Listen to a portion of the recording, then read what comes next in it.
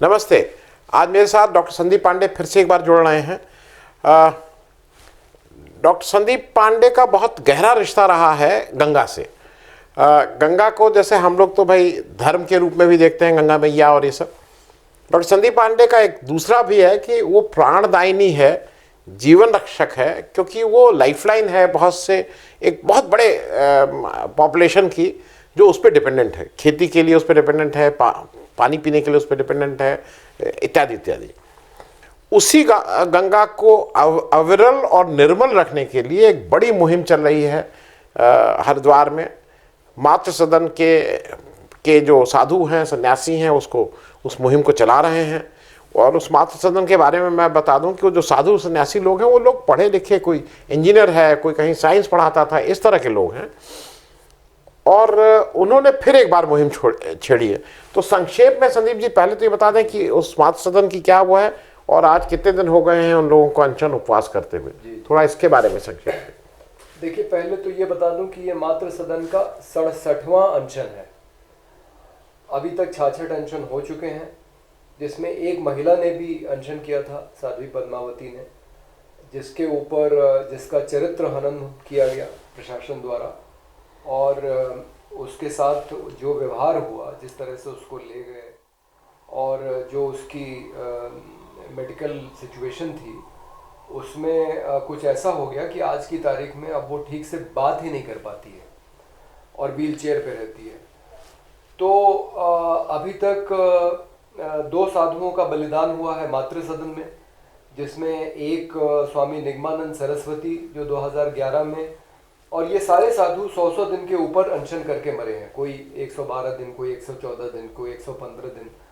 तो स्वामी निगमानंद सरस्वती 2011 में अनशन करके स्वर्ग सिधार गए। इसके बाद बाबा नागनाथ बनारस में 2014 में, और फिर जो प्रोफेसर जीडी अग्रवाल जो स्वामी ज्ञान स्वरूप सानंद के नाम से भी जाने जाते थे, 2018 में 112वें दिन अनशन के वो ख़त्म हो गए।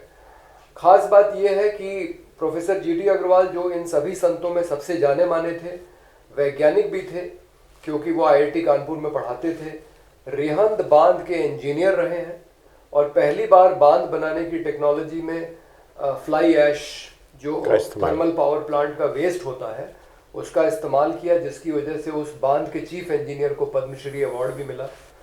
तो बहुत अच्छे वैज्ञानिक, बहुत अच्छे इंजीनियर और ब्रह्मचारी रहे और संत बन गए। तो ऐसे व्यक्ति ने जब 5 बार अनशन किया डॉक्टर मनमोहन सिंह की सरकार में, तो उसकी जान एक बार भी नहीं गई।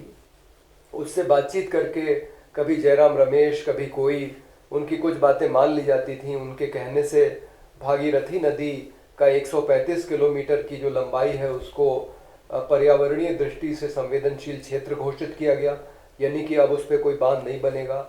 और 3 परियोजनाएं, जिसमें 2 तो शुरू नहीं हुई थी, लेकिन एक जो शुरू हो गई थी और 1000 करोड़ रुपए खर्च हो चुके थे, उसको डॉक्टर मनमोहन सिंह ने बंद कराया। लोहारी नागपाला परियोजना है। जब आप कभी उत्तरकाशी से अगर गंगोत्री की तरफ जाएं तो रास्ते में आपको ये बंद पड़ी परियोजना दिखाई पड़ेगी।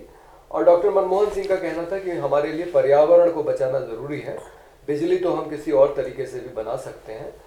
तो कुछ छोटी मोटी सफलता मिलती थी प्रोफेसर जीडी अग्रवाल को अपने अनशनों से, लेकिन इस बार तो उनसे कोई बात करने ही नहीं आया और उनकी जान चली गई अनशन करते करते। और अब वहाँ पे जो अन्य साधु हैं, जिसमें आश्रम के प्रमुख हैं स्वामी शिवानंद सरस्वती, और जो इस समय अनशन पे बैठे हैं ब्रह्मचारी आत्मबोधानंद, 23 साल के केरल के साधु हैं जो अपनी कंप्यूटर साइंस की पढ़ाई छोड़ के साधु बने हैं। प्रोफेसर अपने स्वामी शिवानंद सरस्वती केमिस्ट्री पढ़ाते थे कलकत्ता के एक स्कूल में, एमएससी है उनके पास केमिस्ट्री में। तो आपने सही कहा, ये न सिर्फ पढ़े लिखे लोग हैं बल्कि ये सही अर्थों में साधु हैं, क्योंकि ये अपनी जो संस्कृति है, अपना जो धर्म है जिसको वो मानते हैं, उसको बचाने के लिए ये अपनी जान तक देने को तैयार है।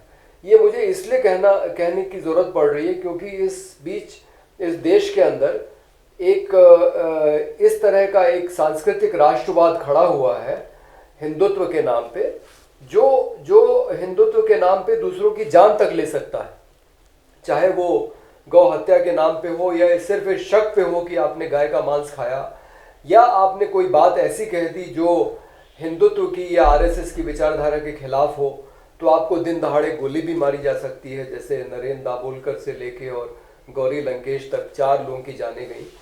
तो एक तरफ हिंदुत्व का वो रूप हमको दिखाई पड़ रहा है जिसमें कि हिंदुत्व के नाम पे लोग हिंसा करने को तैयार हैं, और दूसरी तरफ ये साधु हैं जो अपनी जान की बाजी लगाए हुए हैं। जी। तो जैसा गांधी ने कहा था कि अगर किसी की जान जानी है संघर्ष में तो वो हमारी जानी चाहिए, जी। सामने वाले की नहीं। जी, मैं एक चीज और आपसे समझना चाहूंगा। वो इसलिए मैं कह रहा हूं कि जैसे आप भाई, मैं और आप या कोई भी, हम लोगों को लगता था कि कांग्रेस बहुत भ्रष्टाचार है, कांग्रेस में कांग्रेस सुनती नहीं है, बड़े आदमियों की पार्टी है, इसमें कोई सुनने वाला नहीं है। लेकिन ये भी फैक्ट है कि उस समय चूंकि कांग्रेस का कंपैरिजन किसी से नहीं होता था। आज एक 7 साल से मोदी साहब की सरकार सत्ता में है। जनरल ये माना जाता है कि हिंदुओं की सरकार है और गंगा मैया हैं, इत्यादि इत्यादि। नाम भी चेंज करने की बात हो रही है, भाई इलाहाबाद को प्रयागराज कर दिया जा रहा है, अलीगढ़ को हरिनगर करने की बात है। लेकिन जब बात गंगा की आती है तो वहाँ पे जिस तरह से बिल्कुल मतलब कोई संवेदना नहीं है उन साधुओं के प्रति, उनके प्रति, या किसी को भेजना।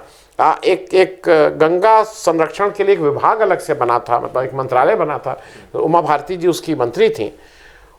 उसमें आप जरा क्या बोलें, क्योंकि ये कितने ईमानदार हैं गंगा के संरक्षण के लिए भाजपा?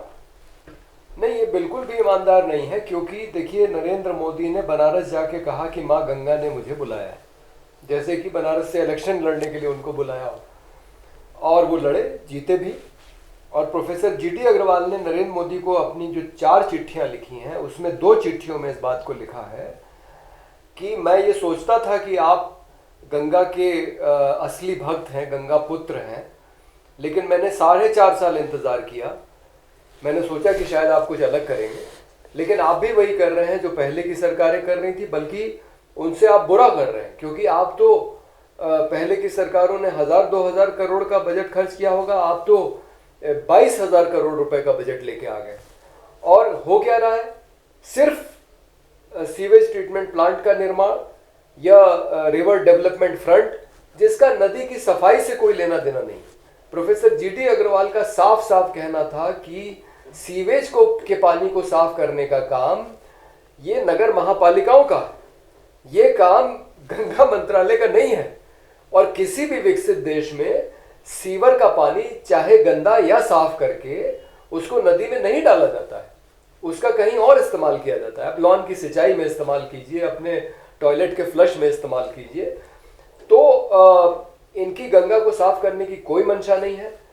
एक समय में नितिन गडकरी जब इस गंगा मंत्रालय के मंत्री थे तो वो नदी के भी मंत्री थे और सड़क विभाग के भी मंत्री थे, और इसी उत्तराखंड में वो 4 धाम परियोजना बना रहे हैं, जिसमें कि चौड़ी सड़कें पहाड़ों में बनाई जा रही हैं, बद्रीनाथ, केदारनाथ, गंगोत्री और यमुनोत्री को जोड़ने के लिए। और उस पर पर्यावरणीय अनुमति लेने से बचने के लिए उन्होंने इस 900 किलोमीटर की परियोजना को 100 किलोमीटर से छोटे हिस्सों में बांट दिया है, ताकि इनको कोई अनुमति न लेनी पड़े पर्यावरण की। और जो उनका अपना मानक है कि 5 मीटर की सड़क होनी चाहिए, 5 या 5.5 मीटर की, उसकी जगह दुगनी चौड़ाई की सड़क बनाई जा रही है। तो उससे जो ये जो पहाड़ का पूरा इलाका है हिमालय का, जो बहुत संवेदनशील है, उसको काटने से वहाँ भूस्खलन वगैरह की संभावनाएं बढ़ जाती हैं। तो प्रोफेसर जीडी अग्रवाल ने इस बात पे सवाल उठाया था कि नदी का मंत्री सड़क का मंत्री कैसे हो सकता है, क्योंकि सड़क अगर आप बनाएंगे तो आप नदी को नुकसान पहुंचाएंगे, क्योंकि सारा मलबा पहाड़ से कट के नदी में गिरेगा।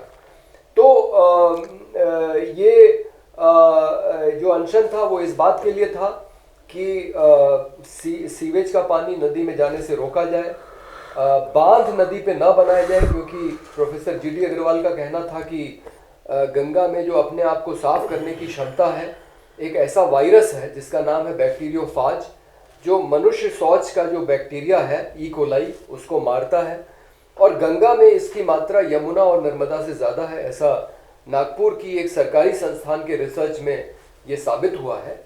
तो प्रोफेसर जीडी अग्रवाल का कहना था कि बैक्टीरियोफाज नदी के साथ बहता रहे उसके बालू के कणों में, इसके लिए ज़रूरी है कि नदी के प्रवाह को बाधित न किया जाए बांध बना के, इसलिए गंगा पे बांध न बनाए जाए, गंगा में अवैध खनन न हो, जिसको लेके मातृ सदन लगातार कई अनशन कर चुका है, लेकिन इसमें से कोई भी चीज़ रुकी नहीं, बल्कि अभी हाल में ही 7 परियोजनाएं जिन पे काम रुका हुआ था उनको भारत सरकार ने उनको अनुमति दे दी है काम को आगे बढ़ाने की। जी, लेकिन एक चीज़ ये बताएं डॉक्टर संदीप, क्योंकि आप पर्यावरण के लिए भी आपने बहुत काम किया है, आप कहीं कहीं जाते हैं, मेरी भी बात बहुत से लोगों की हुई थी और उसका खामियाजा हम लोग देख चुके हैं। एक झलक हम लोगों ने केदारनाथ में भी देखी थी। एक मतलब ये उस जगह हो रहा है जहाँ के लोग पर्यावरण के साथ छेड़छाड़ का खामियाजा भुगत चुके हैं।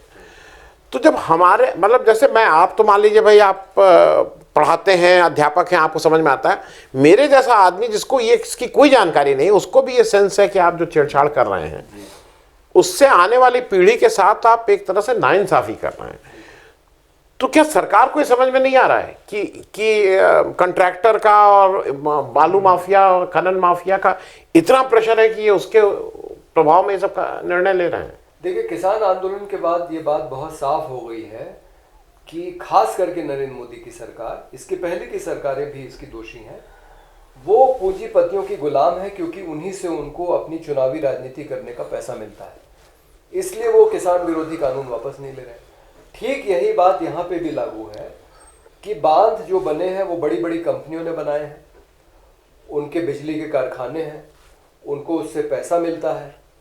तो एक आईआईटी कंसोर्शियम बना है जिसकी रिपोर्ट है कि गंगा के पानी को अगर स्वच्छ रखना है तो कम से कम उसमें आधा जो उसका प्राकृतिक प्रवाह है वो आपको उसमें उसको जाने देना होगा, उसको अविरल कर, अगर निर्मल रखना है तो 50% को अविरल करना। बिल्कुल बिल्कुल। तो ये बात आईआईटी कंसोर्शियम की रिपोर्ट में।